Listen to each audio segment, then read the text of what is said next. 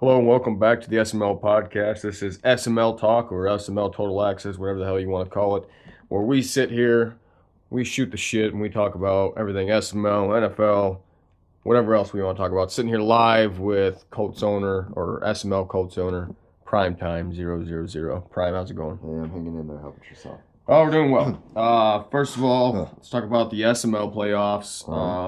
If you look in the AFC, it kind of looks like you and Buffalo are number one, number two. Yes, I think Buffalo actually dropped a game, so I think They're probably number two, they're number two. Yeah, and you'll be number one. yeah, number one after this week anyway. I mean, All right. San Diego pulling up that third seed by the looks of it, followed by Baltimore at the fourth seed. yes. And then what's crazy is that's each division too. It's not one of Yeah. these things where. And then you got what Jacksonville. I mean, yeah, Jacksonville, New England Yep. pulling off the rear. But on the verge, the bubble, I mean, you got teams like Pittsburgh at 7-6, Houston 6-6, the Jets 6-6, Cleveland at 6-7. All those teams right in the bubble in the AFC. Yeah. Just a quick And prediction. with just tiebreakers and stuff, it'll be tough to really tell. Who do you think would be the playoff teams if you had to project through the AFC? Obviously, Buffalo, myself, unless I have a meltdown. Chargers, Ravens. Who do we got here? I'm gonna go with New England, and that Jaguars guy probably. So you're as going to well. stick with it as is. Yeah. All right. The NFC, I'm 13-0. The Panthers are 11-1. The Giants are 10-2. So that's your top three seeds. You got the Vikings at 8-4. The Cowboys 8-4. The Saints 8-5. And on the bubble, you got the Cardinals at 6-7. The Bears 6-6. The Lions 6-6. And the Packers hanging on by a thread at 5-7. I would say Detroit has a chance and Chicago has a chance. Everybody else are just too far out. So you think that NFC North is still up for grabs? Yeah, for the 6th seed anyway.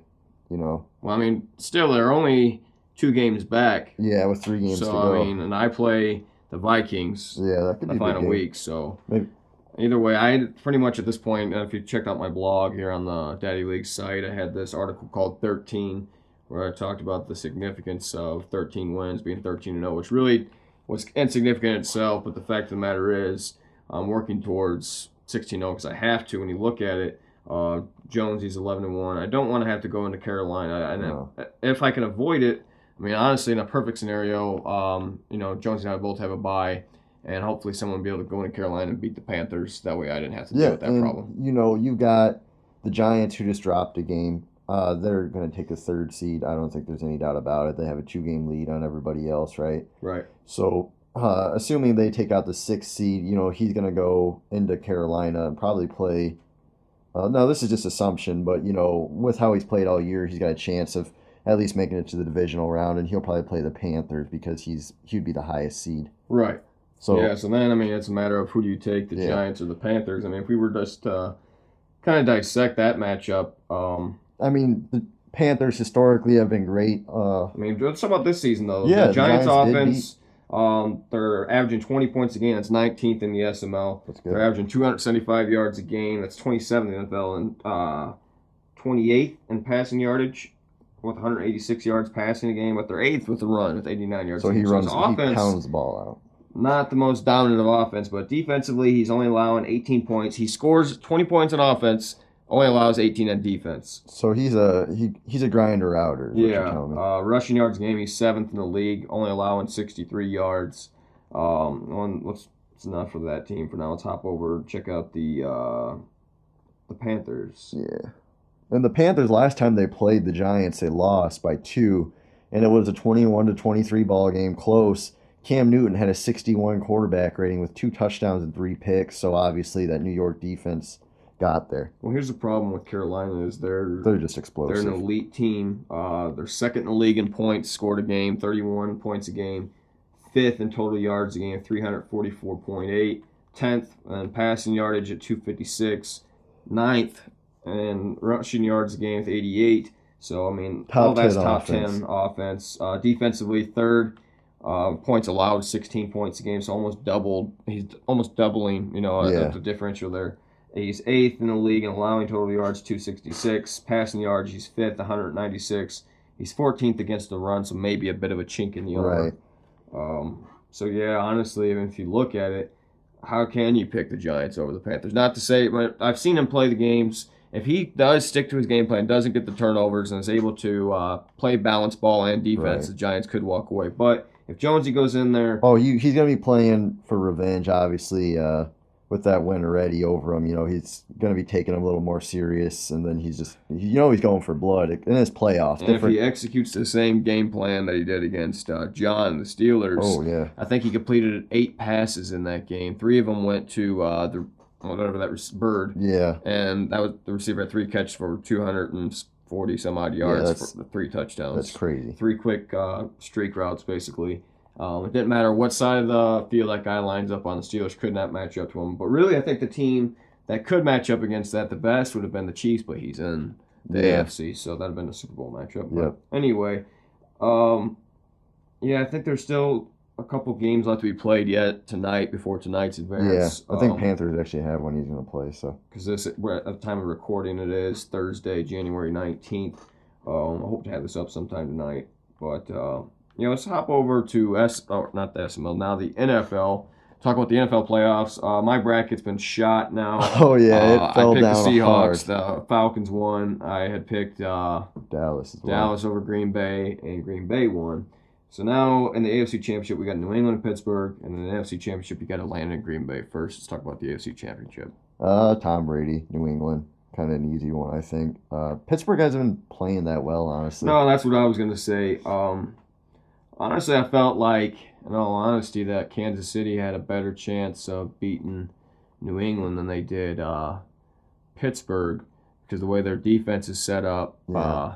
I felt they could somewhat contain Tom Brady's offense better, but they couldn't stop Antonio Brown. The Patriots don't have that kind of speed that you see from Antonio Brown. But still, even that being said, the Patriots probably would have beat the Chiefs as well. There's just not one dominant team opposing them this year. Hopefully one of these days the Colts will get in gear and be a competitor in that. Now the NFC, you have the Packers and the Falcons. I'm just going to start off by saying, the Packers have been the hottest team in the league. They finished that game. They obviously started off very strong. They had a huge lapse when Dallas got back after I think it was like a 17-point deficit in the first half. They came roaring back. They took the lead, and then Dallas just couldn't quite finish. They even, I believe, tied the game up with just a little bit of time left, and then Rodgers rolls out to the left, hits one of these very low percentage plays. It was on third down at like 22, I think. That's what was, if you're, I'd have been terrible to be a Cowboys fan right then. But, they're one of the hottest teams. They're going into Atlanta, and Atlanta beat Seattle, and they looked pretty good in that game as well. But Atlanta was my Super Bowl pick, and are you sticking with Atlanta? Yeah, I was saying with New England and Atlanta a few weeks ago, and I'm sticking with it. Matt Ryan's just on another level. Not that he's better than Aaron Rodgers, but too many weapons for Atlanta, I think. And with this being said, Green Bay secondary is horribly. So wait, are you going with Atlanta? I'm going with Atlanta. Oh, I thought you said you're going with Green Bay. No. All right, so you're going with Atlanta. Yeah, I got to go with Atlanta after watching Dak Prescott carve up the Packers secondary. Watching Andrew Luck have one of his best games of the season earlier against the Packers. I don't think that. I would actually debate that. Somehow the Packers sucked earlier in the year. I mean, their defense is always going to suck for some reason. That's what I'm talking about. Seems like no team is going to have a great offense and a great defense at the same time for some reason. I'm saying. But Andrew Luck did struggle against the Packers. Their team just had some crazy plays.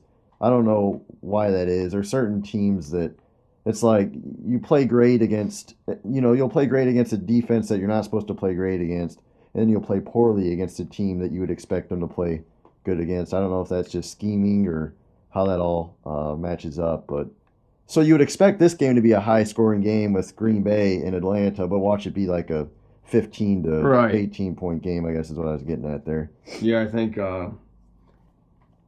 that Green Bay's lack of defense will be the Achilles heel. Their secondary is terrible. They're going to get pressure at times, and that may fluster Matt Ryan with Julio Jones and company. Yeah, he's got some weapons.